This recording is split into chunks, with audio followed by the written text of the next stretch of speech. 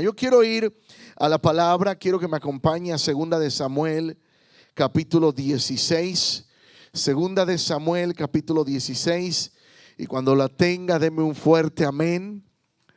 Segunda de Samuel 16. Amén. Vamos a leer algunos versos y quiero estar compartiendo esta palabra, esta enseñanza, esta prédica. Amén. Está en Segunda de Samuel, capítulo 16. Y vamos a leer algunos versículos y estaremos entrando a la enseñanza en este día. Dice la escritura: cuando David pasó un poco más allá de la cumbre del monte, he aquí que Siba, el criado de Mefiboset, que salía a recibirle con un par de asnos enalbardados, y sobre ellos 200 panes, 100 racimos de pasas, 100 panes de higos secos y un cuero de vino. Y dijo el rey a Siba: ¿qué es esto? Y Siba respondió: los asnos son para que monte la familia del rey, los panes y las pasas para que coman los criados, y el vino para que beban para que beban los que se cansen en el desierto. Y dijo el rey: ¿dónde está el hijo de tu señor? Y Siba respondió al rey: he aquí él se ha quedado en Jerusalén, porque ha dicho: hoy me devolverá a la casa de Israel el reino de mi padre. Entonces el rey dijo a Siba: he aquí sea tuyo todo lo que tiene Mefiboset. Y respondió Siba inclinándose: rey, señor mío, halle yo gracia delante de ti. Y vino el rey David hasta Bahurim, y aquí salía uno de la familia de la casa de Saúl, el cual se llamaba Simei, hijo de Gera, y salía maldiciendo y arrojando piedras contra David y contra todos los siervos del rey David. Y todo el pueblo y todos los hombres valientes estaban a su derecha y a su izquierda. Y decía Simei, maldiciéndole: fuera, fuera, hombre sanguinario y perverso. Jehová te ha dado el pago de toda la sangre de la casa de Saúl, en lugar del cual tú has reinado. Y Jehová ha entregado el reino en mano de tu hijo Absalón. Y hete aquí sorprendido en tu maldad, porque eres hombre sanguinario. Entonces Abisai, hijo de Sarvia, dijo al rey: ¿por qué maldice este perro muerto a mi señor el rey? Te ruego que me dejes pasar y le quitaré la cabeza. Y el rey respondió: ¿qué tengo yo con vosotros, hijos de Sarvia? Si él así maldice, es porque Jehová le ha dicho que maldiga a David. ¿Quién pues le dirá: ¿por qué lo haces así? Y dijo David a Abisai y a todos sus siervos: he aquí mi hijo ha salido de mis entrañas, acecha mi vida. Cuanto más ahora un hijo de Benjamín. Dejadle que maldiga, pues Jehová se lo ha dicho. Quizá mirará Jehová mi aflicción y me dará Jehová bien por sus maldiciones de hoy. Y mientras David y los suyos iban por el camino, Simei iba por el lado del monte delante de él, andando y maldiciendo y arrojando piedras delante de él y esparciendo polvo. Y el rey y todo el pueblo que con él estaba llegaron fatigados y descansaron allí. Padre, te damos gracias. Hemos leído tu palabra, Señor. Yo te pido que nuestra mente, nuestro corazón, nuestros oídos estén atentos al consejo de tu palabra, Señor. En el nombre de Jesús te lo pedimos. Amén y amén. Toma un momento tu lugar, iglesia. Quiero traer esta palabra que estaba estudiando y me ministraba esta enseñanza, porque esta parte de la escritura nos narra una historia en la que David había sido ungido por rey, pero no había sido todavía posicionado como rey. David, dice la palabra, que desde aquella vez que el gigante desafió al pueblo de Israel, lo que sucede es que David un día va al campamento y en el campamento mira que el gigante Goliat desafía al pueblo de Dios. Y en ese desafío David sale al frente. Saúl en un principio, quien era rey en ese entonces, quiso prestarle su armadura, quiso prestarle su espada, su escudo, y David no lo podía usar porque era solamente un jovencito David. Pero dice la palabra que él solamente con una piedra pudo derrotar al gigante. Y fuera de lo que se puede parecer o pudiera parecer como muchos le llaman una chiripada, algo que sucedió sin que fuera planeado, o algo que quizás fue una situación en la que David se encontró y a lo mejor él pudo vencerlo solo con una piedra, pero fue cuestión, dicen algunos, de suerte. Pero no es así.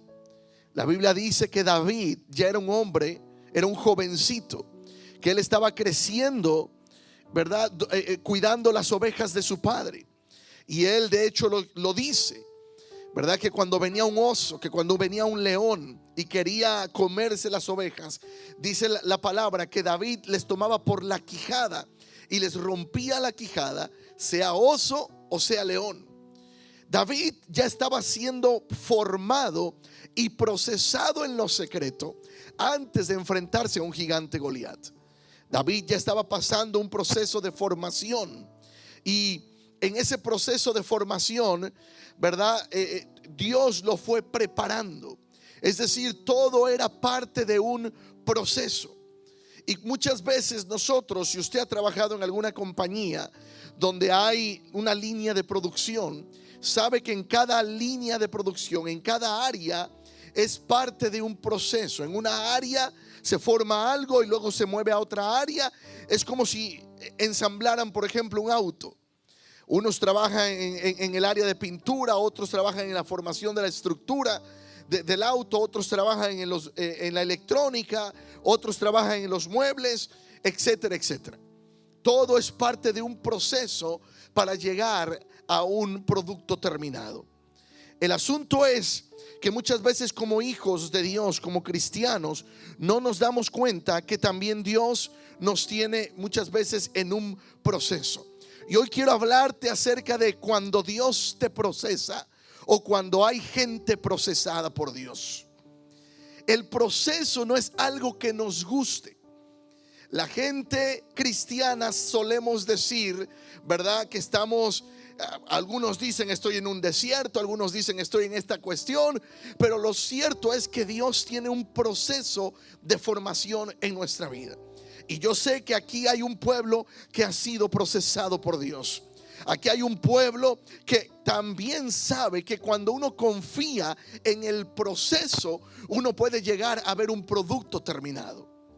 Así como en una fábrica, en una factoría, es parte, todo un ensamblaje, la pintura, todo el proceso para ver un producto terminado requiere confiar en el proceso. Amén.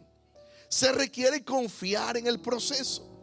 A mí me encanta cuando yo he conocido gente con talentos artísticos, por ejemplo, como pintura. Hace años yo trabajé en una compañía donde hicieron un centro de diversiones, un parque temático en la ciudad donde yo vivía. Y por tiempo nos tocó a nosotros, junto con otros, tumbar árboles y luego levantarlos en un forklift. Créalo o no, yo manejaba un forklift de 60 toneladas. Yo estaqueaba los troncos y andábamos ahí limpiando.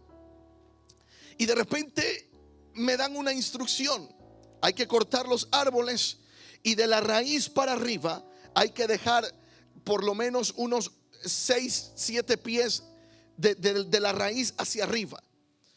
Y yo nada más veía un solo tronco. Luego nos compraron maquinaria, nos dieron unas power wash, unas máquinas para de esas de lavado, y toda la tierra que tenía las raíces teníamos que quitarle toda la tierra a esos troncos. Y cuando ya los terminábamos, teníamos que llevarlos a otra área y ponerlos ahí. Para mí era un solo tronco, solamente era un tronco. Pero cuando llegaron al otro día y comenzaron a llegar gente, venían con motosierras de diferentes tamaños, unas más grandes, a veces traían cinceles, y de esos troncos comenzaron a hacer figuras. De repente de ese tronco surge un león, surge un águila, surge un oso. Para mí era un solo tronco, pero para el artista él tenía ya una figura en su mente que iba a convertir ese tronco en una figura que después iban a poner en los parques temáticos. Yo no sé si usted ha ido a algún parque que ha visto alguna figura de madera. Amén.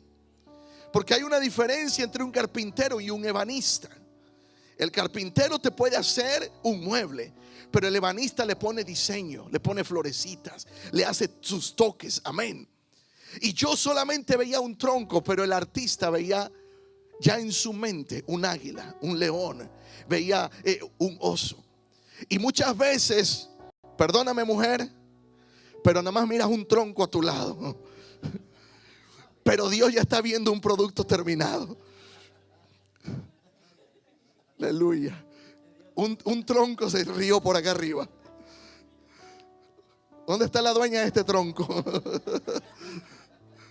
Está dando clases. Pero muchas veces nosotros lo que vemos de frente a nuestros ojos solamente es un tronco. No vemos más, vemos un pedazo de piedra. Pero el artista, cuando viene con el cincel, esa piedra la comienza a pulir, comienza a quitarle lo que está de más y comienza a darle forma a esa piedra o a ese tronco.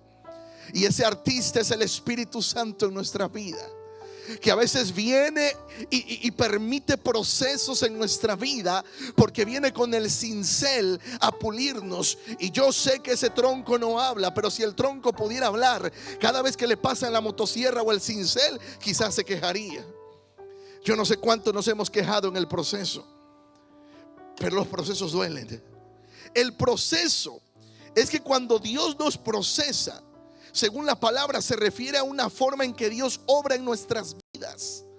¿Y sabes cómo obra Dios en nuestras vidas? A través de pruebas, a través de dificultades, a través de tiempos de espera. Porque quiere desarrollar, escucha esto, en nuestra vida, quiere desarrollar carácter. El carácter es lo que nos va a mantener en los procesos. Yo suelo decir que un proceso o nos acerca a Dios o muchas veces nos aleja de Dios, porque depende cómo nosotros tomamos ese proceso. O nos agarramos de la mano de Dios o nos quejamos y nos alejamos de Dios. Dios usa los procesos para desarrollar carácter en nosotros, para desarrollar paciencia, pero también para desarrollar fe. Cuando uno sale de un proceso, si has pasado una dificultad financiera alguna vez y te has agarrado de las manos de Dios y ves la provisión, tu fe comienza a crecer. La próxima vez que dices no hay para pagar la renta, tú dices, oh, pero yo sé quién. Tú vas al lugar secreto, tú oras, amén, y trabajas también, porque no nada más es orar, hay que salir a trabajar. Y confías en la mano de Dios, confías en la provisión de Dios y sabes que Él va a obrar a tu favor. Como dice el canto, ¿verdad? Aunque yo no pueda ver, yo sé que Él está orando. Porque hay gente procesada. Y muchas veces los procesos son pequeños pasos para subir un pequeño escalón. Pero otras veces son escalones altos que sentimos que no podemos dar un paso más. Pero el proceso es un camino necesario, aunque a veces se vuelve doloroso. Es un camino que nos prepara para algo que Dios tiene reservado para nosotros. El que no ha tenido un problema financiero alguna vez, el que nunca lo ha perdido todo, no sabrá valorar cuando lo tenga. Amén. Y dije cuando no lo ha perdido todo, porque el asunto está que cuando venimos de la nada, ya aprendimos a estar en la nada. Y cuando venimos a la abundancia, muchas veces también derrochamos, porque venimos con la mentalidad, es que yo no tuve de niño. Como yo no tuve, ahora sí me sirvo a manos llenas. ¿Cómo nos damos cuenta? Vaya a un buffet. Usted va a ver que hay gente que se sirve el plato llenísimo y después de 5 o 10 minutos está casi igual de lleno. Y toda esa comida se va a la basura. Una cosa es cuando la comida no está buena, otra cosa es cuando uno se llenó. Es que ya me llené. Si ya te ibas a llenar, ¿para qué te serviste tanto? Sírvete lo que te vas a comer. tiene uno el estómago así y se sirve así. Ahora, si usted sabe que usted tiene un 8 cilindros en casa, iglesia, mujer, usted sabe que lo que se sirvió se lo va a comer. ¿Cuántos 8 cilindros habemos aquí? De 10. No, tú eres diésel y todavía 10. Ya te conozco, ya te he visto. Motor diésel. Pero el asunto está, iglesia, que los procesos nos llevan a poder valorar lo que tenemos, a poder valorar las bendiciones de Dios. ¿Cuántas veces no daríamos algo especial con tal de volver el tiempo atrás y corregir las cosas que no pudimos hacer bien? Hace tiempo yo prediqué el tema Volver al Futuro, basado en aquella película que hace años alguna vez pasó en los cines, Volver al Futuro. Era un hombre que junto con un joven, ¿verdad?, iban al pasado para corregir cosas. Ya que las corrigieron en el pasado, tenían que volver al futuro, que era el tiempo real en el que ellos vivían. Y yo preguntaría, si alguien en verdad tuviera la capacidad de ir al pasado y corregir cosas, yo no sé, pero yo iría atrás y corregiría muchas cosas. Pero ya no puedo corregir el pasado. Pero hay una oportunidad en este presente. ¿Y sabes por qué Dios permite los procesos? Voy a dar algunos puntos de por qué Dios permite los procesos en nuestra vida. Número 1, dijimos, porque nos forma el carácter. Los procesos nos ayudan a desarrollar carácter, a desarrollar el carácter de confianza en Dios y darle prioridad a cosas que muchas veces damos por sentadas. Quien nunca ha sufrido alguna tos de aquellas que se le tapa la nariz y que no puede respirar, no valora lo que es. ¿Alguna vez ha tenido esas gripes que dan y usted habla así? No, ¿qué dijo? No puedo hablar. Le sale el pato Lucas por dentro. Cuando uno no puede hablar, ¿por qué? Porque uno no puede respirar tranquilamente. Cuando uno no ha pasado una situación en la que tu vida ha estado en riesgo, uno se sigue preocupando por muchas, dicen en mi pueblo, bobadas, cosas sin importancia. Pero cuando has estado de frente a circunstancias donde tu vida ha estado en riesgo y dices, no, ahora valoro cada día que puedo respirar, valoro cada día que Dios me da, valoro cada oportunidad de vivir y disfrutar lo que Dios me ha dado. El poder valorar. Por eso el proceso forma el carácter. Hay procesos que nos llevan, número 2, a un proceso de santificación. Hay procesos que Dios permite en nuestra vida porque nos estamos alejando de Él, porque hemos caído en circunstancias que son pecados delante de Él, y muchas veces permite Dios enfermedades, permite procesos, permite cosas para volver a una vida que le agrada a Él. Un proceso de santificación. Y Dios usa esos procesos, las dificultades, para purificarnos y para que aprendamos a confiar en Él. Número 3, nos ayudan los procesos a desarrollar paciencia. Aleluya. Esto lo vivió muy bien Abraham. Abraham recibió una promesa: te daré un hijo. Abraham, te daré un hijo. Y dice la palabra que pasaron 25 años desde que él recibió la promesa hasta que pudo cargar al hijo de promesa. Y en el proceso, usted sabe lo que pasó. Tuvo un hijo que no era la manera que Dios lo quería. Tuvo un hijo con una sierva de su casa. Y entonces el proceso cambió, las cosas cambiaron. Y muchas veces Dios permite procesos para que aprendamos a desarrollar paciencia. Amén. Número 4.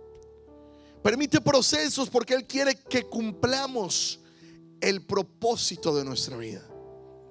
Cuando muchas veces nos alejamos de Él, nos alejamos de una asignación que tenemos de parte de Dios, es muchas veces probable que vamos a caer en un proceso para que volvamos a lo que Dios nos ha asignado. Yo conté en una ocasión que escuché a un matrimonio dar un testimonio y ellos decían que llevaban más de 10 años que no podían tener hijos.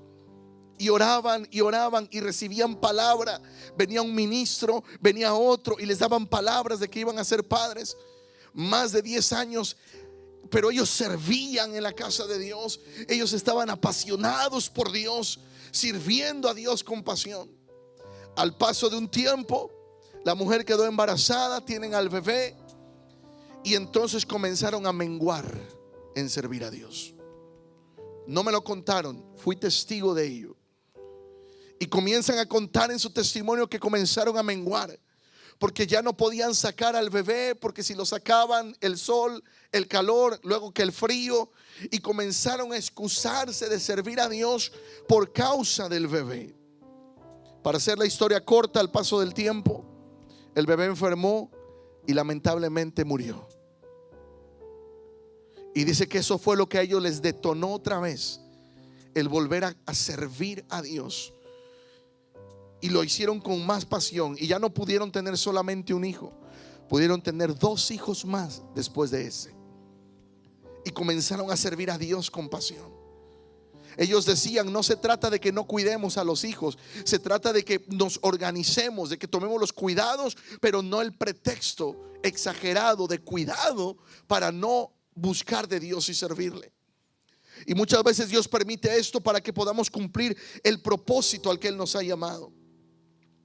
Y dijimos que también nos ayuda a desarrollar fe. Los propósitos nos ayudan, los procesos nos ayudan a desarrollar fe. Cuando hemos pasado dificultades y hemos visto la mano de Dios en sanidad, en provisión, en diferentes circunstancias, usted comienza a confiar en Dios. Dice, no, yo ya conozco un Dios que Él me defiende cuando estoy en una circunstancia difícil, que Él me sana en medio de un proceso de enfermedad, que Él me provee en un proceso de escasez. Y usted comienza a confiar en Dios, porque los procesos son las maneras en que Dios trabaja en nuestras vidas. Dios trabaja en nuestras vidas a través de los procesos. Y yo sé que aquí hay gente procesada por Dios. Dios usa los procesos para moldear nuestras vidas para una nueva etapa a la que Él nos está llamando, para ayudarnos a madurar, pero también para crecer espiritualmente. Los procesos no son fáciles, pero son necesarios. Volviendo al punto o al ejemplo de una fábrica, uno no puede ver un producto terminado si no es a través de un proceso. Esos frijolitos que a veces come en casa, el arroz, hay gente que va y primero trabaja la tierra, barbecha la tierra. Luego vienen los que siembran, luego vienen los que cuidan la semilla, luego vienen los que cultivan el producto, los que mueven el producto, los que los llevan a las tiendas, y luego los que van acomodan en los estantes, y luego va usted y compra. Pero no termina ahí. Luego viene quien cocina, y luego el que se lo come. Todo es una cadena de producción, un proceso para ver un producto terminado. Los procesos nos ayudan a sacar de nuestro corazón y de nuestro carácter lo que no es de Dios. No es fácil los procesos, iglesia. No es fácil. Los procesos nos enseñan a confiar plenamente en Dios, y en medio de ellos se requiere paciencia y confianza. ¿Quién no ha pasado un proceso difícil? ¿Quién no ha vivido circunstancias difíciles? Los procesos implican muchas veces desaprender viejas ideas y comportamientos. Muchos de nosotros venimos con ideas preconcebidas de nuestros países porque así se hacían las cosas, y nos cuesta trabajo desaprender cosas para aprender algo nuevo que Dios quiere darnos. La Biblia dice que debemos de renovar nuestro entendimiento. La esencia del mensaje es que Cristo salva, pero el entendimiento muchas veces tenemos que renovarlo. Era difícil entender que Dios pudiera estar quizás en una pandilla salvando gente. Pero Dios ha usado a gente para entrar a las pandillas y salvar. Aún en los antros, Dios ha usado gente para entrar y salvar gente. Hay un gran evangelista que dio a esta nación, David Wilkerson. Dios lo llamó a poder predicar la palabra en medio de pandilleros en Nueva York. Y se ganó a uno para Cristo. Y a través de ese vinieron muchos más al conocimiento del Señor. Ese joven, entonces joven, ya es un adulto. Nicky Cruz vino a través de un predicador que fue a llevarles la palabra. Y Dios nos usa para poder llevar la palabra donde Él quiere. Nos enseñan a confiar en Dios esos procesos. Elías pasó su proceso. Dice la palabra que él derrotó a los profetas y luego huyó al arroyo de Kerib deseando morir. Le ganó a 400 profetas de Baal, a 450 de Acera, 850 profetas. Y al otro día Elías se va a un arroyo y después a una cueva queriendo morirse. Entró lo que muchos dirían hoy en día en depresión.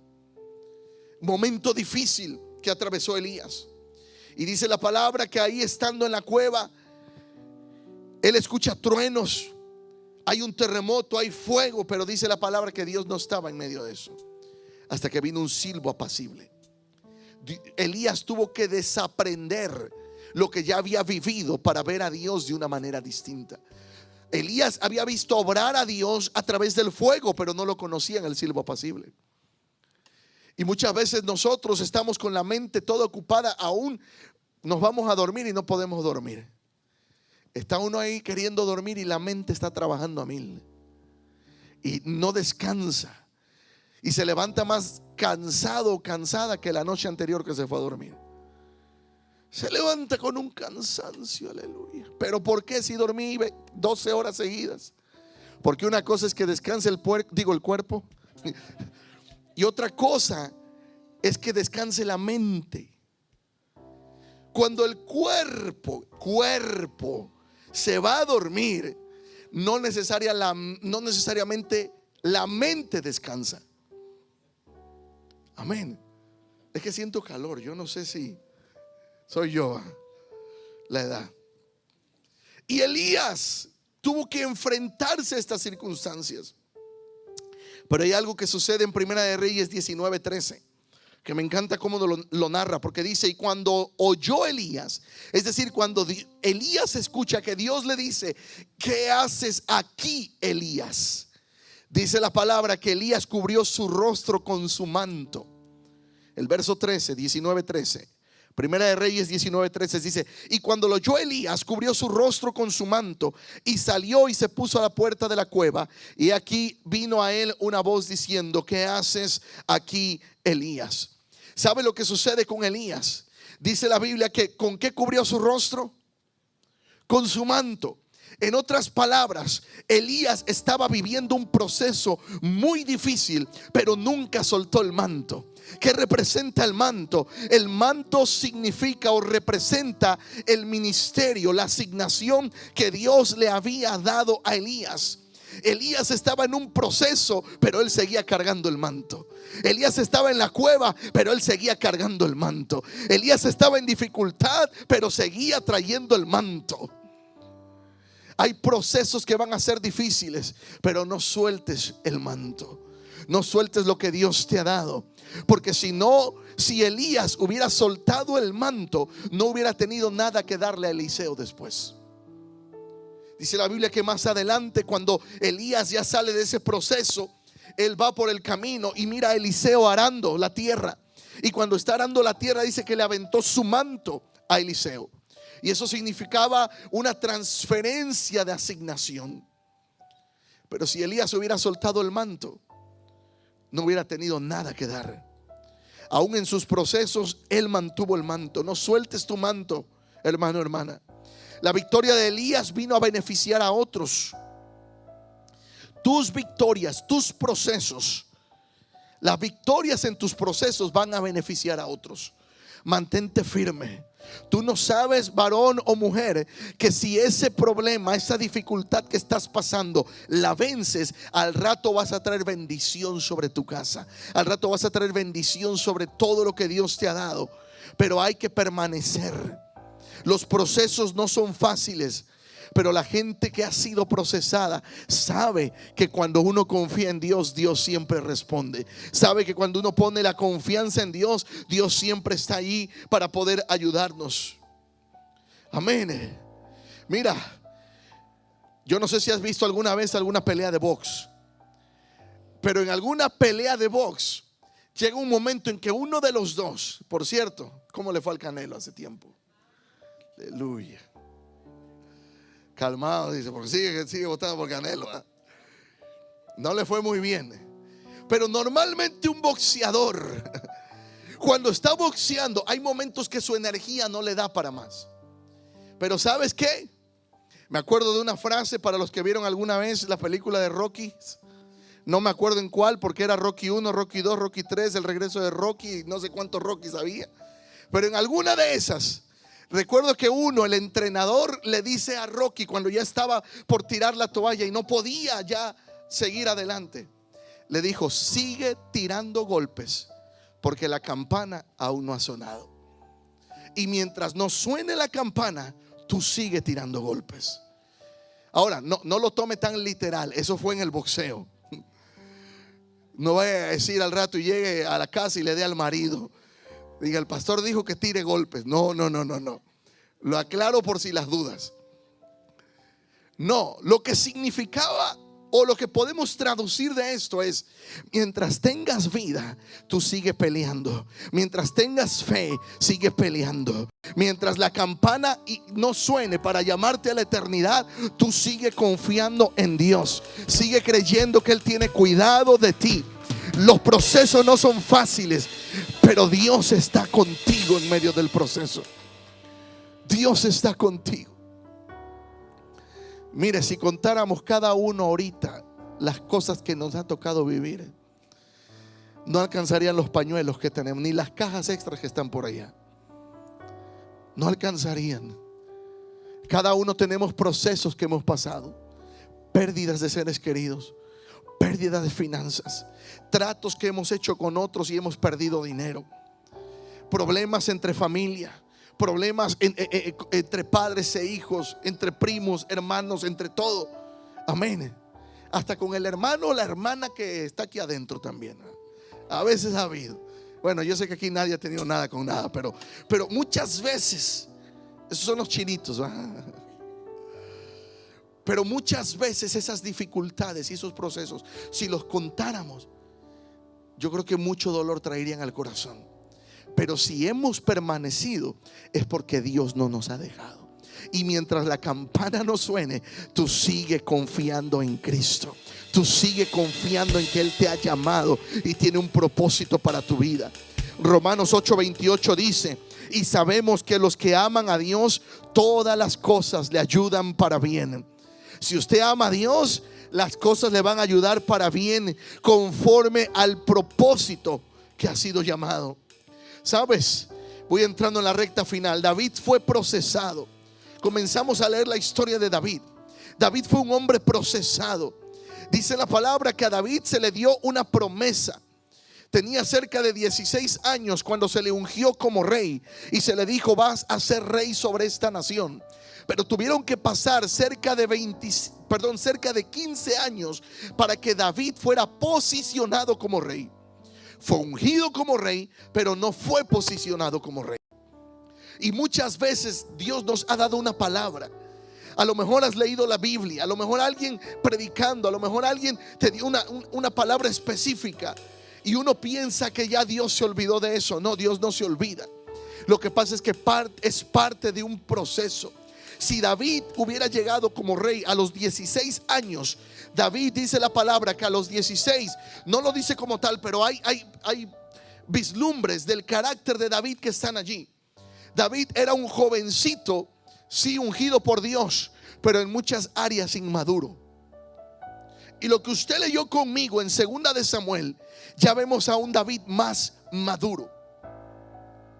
Cuando David se enfrenta a Goliat, arrebatado fue. Hay otras partes de las escrituras donde David fue y pidió, ¿verdad?, a un hombre que le diera alimento para sus compañeros de milicia. Y ese hombre se negó. Y dice la Biblia que enseguida David agarró a sus hombres y con espada y todo iba directo a matarlo. Pero la mujer lo defendió. La mujer se puso en el camino para que el hombre no fuera muerto. Gloria a Dios por las mujeres, amén. A veces no nos damos cuenta, pero sus oraciones nos han librado de tantas cosas. Y David iba directo a matar a ese hombre, pero esa mujer llamada Abigail le salió al encuentro y le dice no. Y le dice: disculpa, perdona a mi marido. Y David le perdonó la vida. Pero lo que leímos aquí es algo muy distinto en el temperamento de David. Porque lea usted otra vez 2 Samuel 16. Vaya a 2 Samuel 16, verso 10. Dice: y el rey respondió: ¿qué tengo yo con vosotros, hijos de Sarbia? Si él me maldice, es porque Jehová se lo ha dicho que me maldiga. ¿Qué pues le dirá? ¿Quién pues le dirá? ¿Por qué lo haces así? Y dijo David a Abisai y a todos sus siervos: he aquí, mi hijo ha salido de mis entrañas, acecha mi vida. ¿Cuánto más ahora un hijo de Benjamín? Dejadle que me maldiga, pues Jehová se lo ha dicho. Pero mira el 12. Mira cómo dice el 12.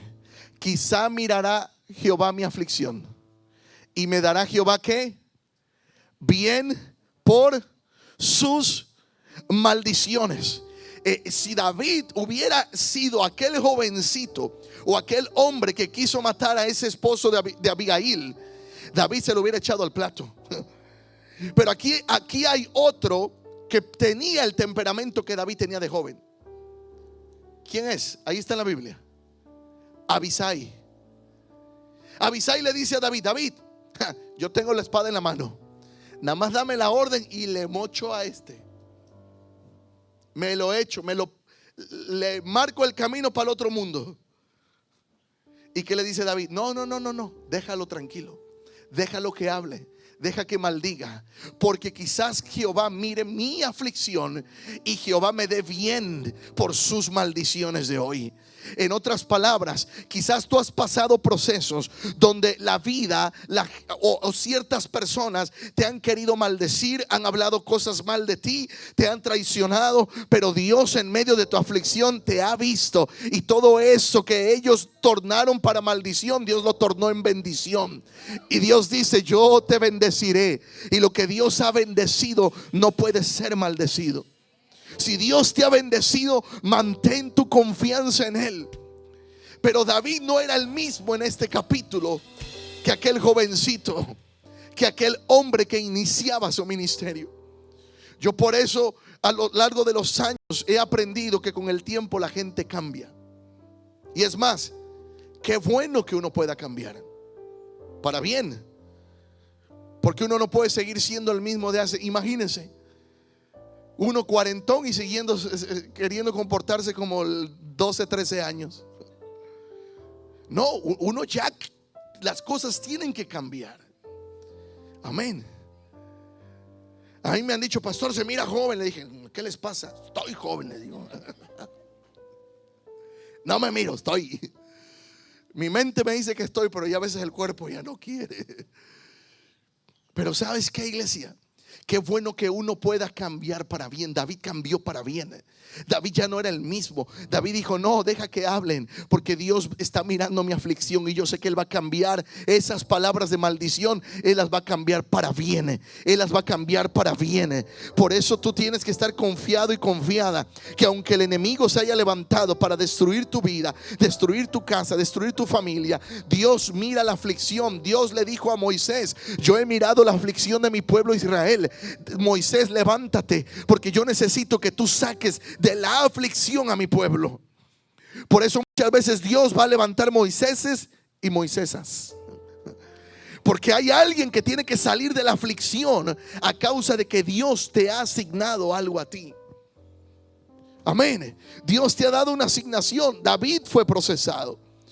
Entre su ungimiento y su posicionamiento pasaron 15 años. ¿Y sabes qué? La mayor parte del tiempo después de que David fue ungido se la pasó huyendo. Saúl lo quiso matar, otros más lo querían matar, los filisteos lo querían matar, pero David cargaba promesa de parte de Dios. Si tú cargas promesa de parte de Dios y entiendes la promesa que hay para tu vida de parte de Dios, el enemigo se podrá levantar, pero la promesa que cargas es más fuerte. Es más fuerte porque Dios está contigo. En ese proceso quizás David debió sentirse frustrado. A lo mejor se sintió decepcionado por no ver la respuesta de Dios, como muchas veces podemos sentirnos nosotros. Vemos que pasa el tiempo y no avanzamos, no prosperamos, no cambian cosas. Y ¿sabes qué? Dios tiene cuidado de ti. Dios tiene cuidado de cada uno de nosotros. La Biblia está llena de gente procesada. Noemí, dice la palabra, que tenía su esposo y tenía 3 hijos. Y donde ella vivía hubo escasez, hubo hambre, y se tuvieron que ir a otra ciudad, a otro país. Sale Noemí con su esposo y sus 3 hijos. Los 3 hijos se les casan en el otro país, y de repente viene una situación, dice la palabra, que se muere el esposo de Noemí. Sus hijos ya estaban casados, y luego se comenzó a morir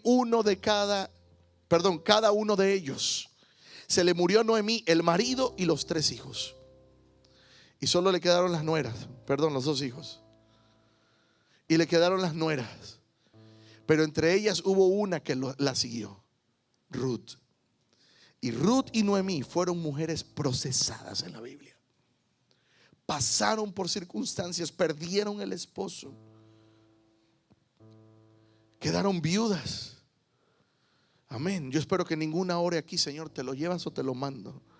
No lo diga ni de broma, porque no sabe. Mejor diga: Señor, cámbiamelo. Pero Dios tenía un plan con Ruth, porque dice la Biblia que después de esta mujer llamada Ruth venía el linaje, la descendencia, para que naciera Jesús. Para que naciera Jesús, el Rey de Reyes y Señor de Señores. ¿Qué quería hacer el enemigo? Evitar esa línea genealógica por la que iba a nacer Jesús. Samuel fue un hombre también procesado. Y avanzo para terminar con esto. Hay 2 unciones que yo veo aquí, 2 procesos distintos, con Samuel y con David. Dice la Biblia que Samuel, ¿qué era Samuel? Era un profeta, pero también era un sacerdote. Él ministraba en la casa de Dios. Él estaba enfocado en servir en la casa de Dios. ¿Y David qué era? David era un rey. Vemos aquí las 2 caras de la moneda. El área espiritual, dedicada todo el tiempo en el templo, como lo fue con Samuel. Pero vemos a David, que David era rey. David tenía que atender otras cosas, pero ambos, desde su posición, eran hombres que buscaban de Dios. Eran hombres que servían a Dios. ¿Qué quiero decir con esto? Que tanto Samuel fue procesado en su área, pero David fue procesado en la otra. Pero David, a pesar de ser rey, también cargaba sacerdocio dentro de él.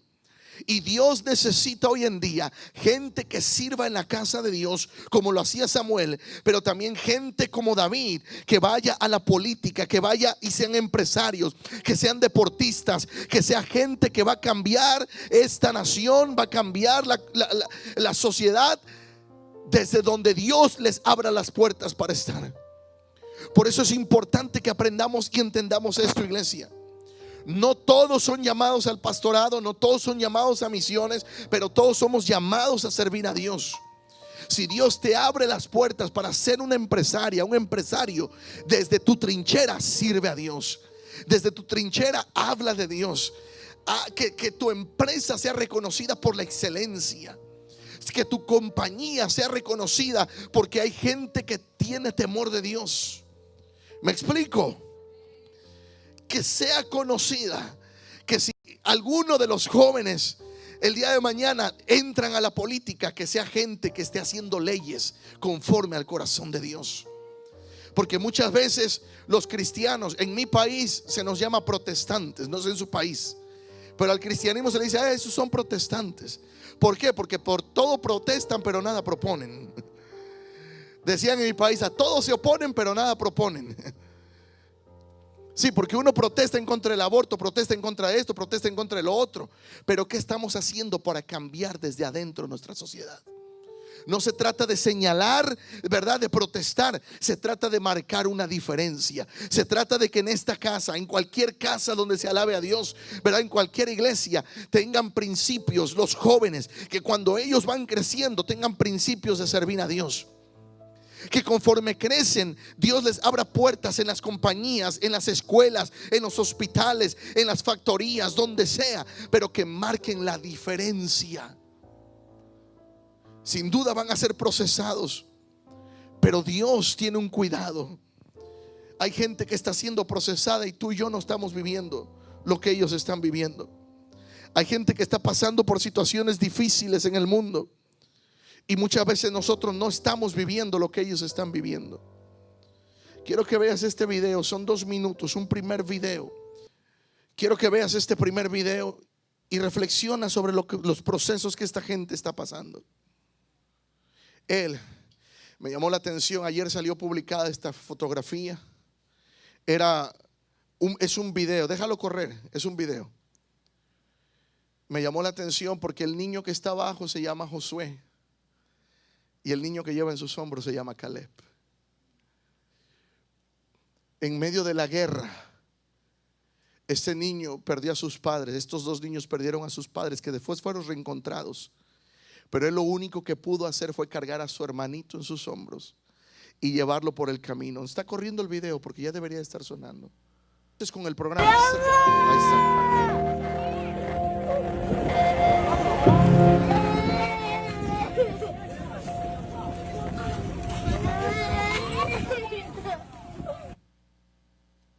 Después ahí es cuando ya se encontraron. Déjalo correr. Ahí es cuando ya se encontraron y después se encontraron a esta niña cargando a su hermanita.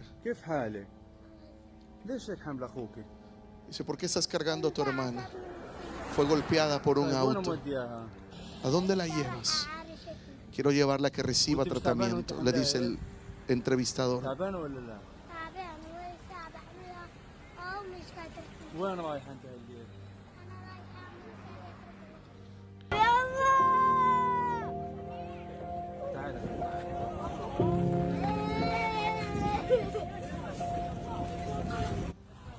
يلا اطلع بدي اخذها معايا. بتحبي اختك عشان حملاكي كانت؟ طلع عليا. No sé si alcanzaron a leer, pero ahorita les comento qué es esto. Es una niña. Perdieron la vida sus padres ahí. Y cuando pierden la vida sus padres, lo que sucede, iglesia, es que esa niña pudo levantar a su hermanita y llevarla a un hospital porque la había golpeado un auto. Y el niño anterior, después se reencontraron con sus padres.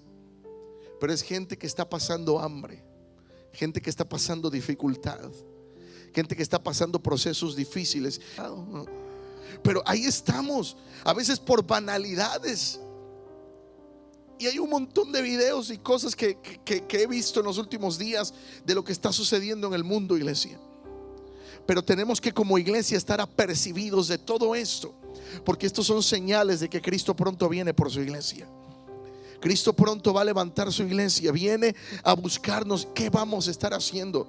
¿Somos una iglesia que se queja de su proceso o una iglesia que en medio de su proceso puede levantar sus manos, que en medio de su proceso puede decir, verdad, yo tengo un Dios, yo confío en un Dios que yo sé que voy a pasar, que yo sé que voy a atravesar esta dificultad, que yo sé que esto no es para muerte, sino para que el nombre de Dios sea glorificado?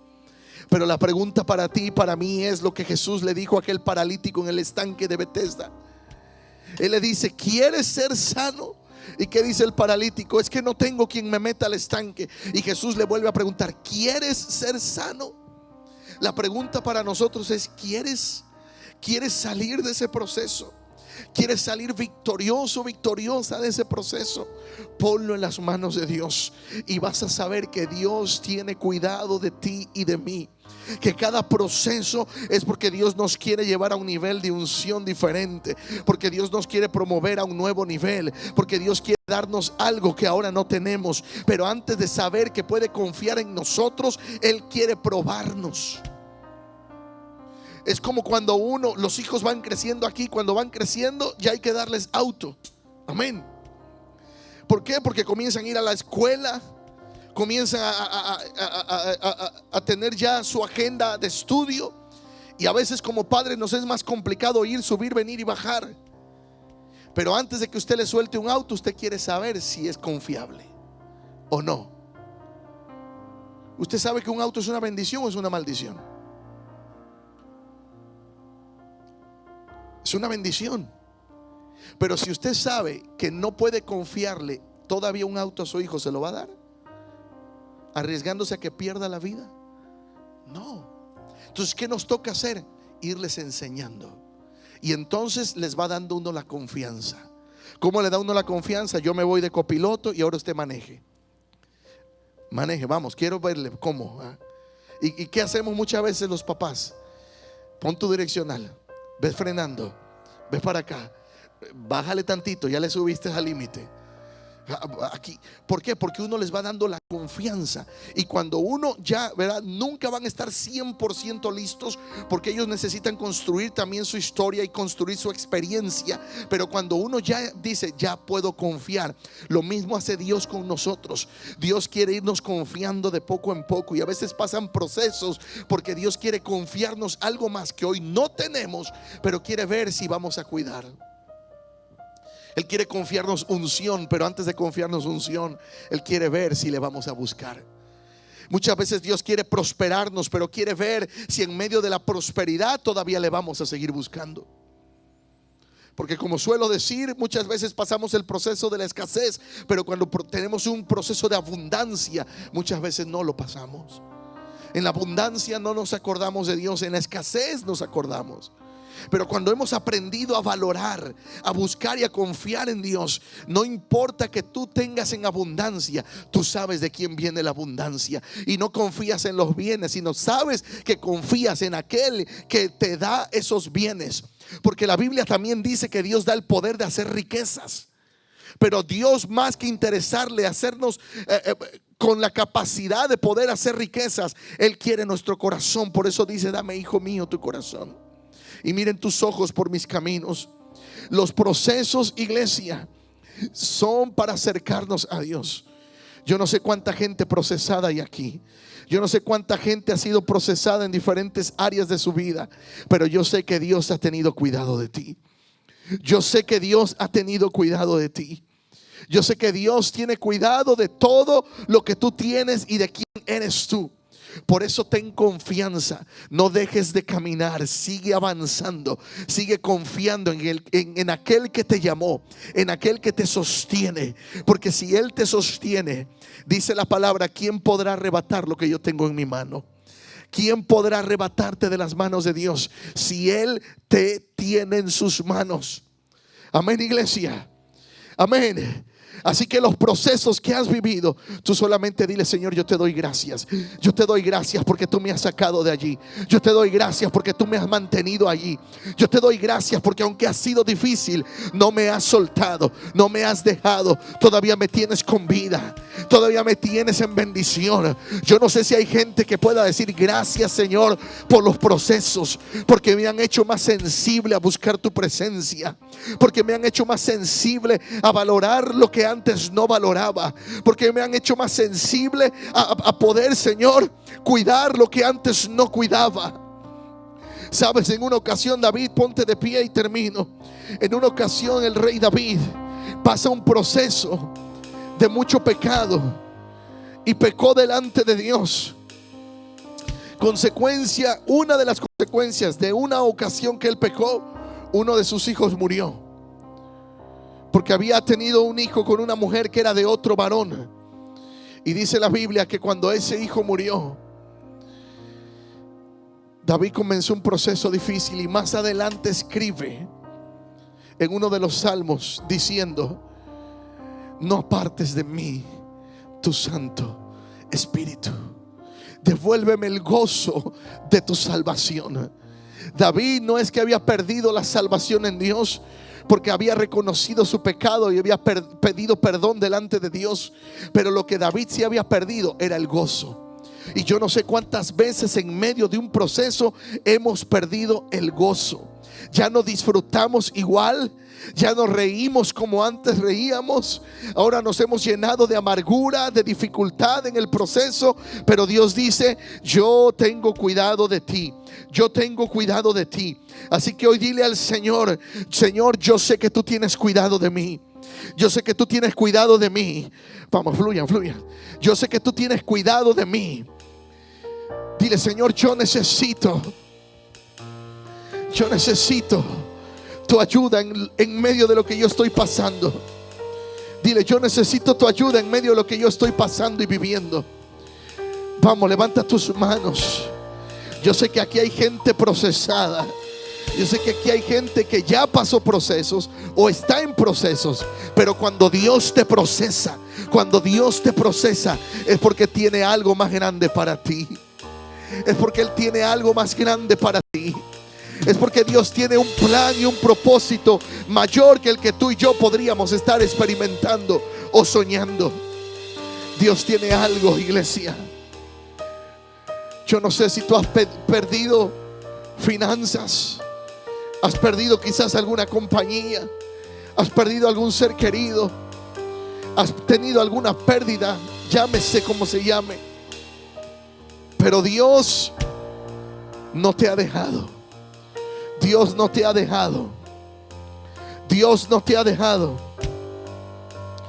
Vamos, levanta tu voz, levanta tu voz, levanta tu voz, levanta tu voz. Levanta tu voz, levanta tu voz. Levanta tu voz en oración. Dile: Señor, yo confío en ti. Yo confío en ti. Yo confío en ti. Yo confío en ti.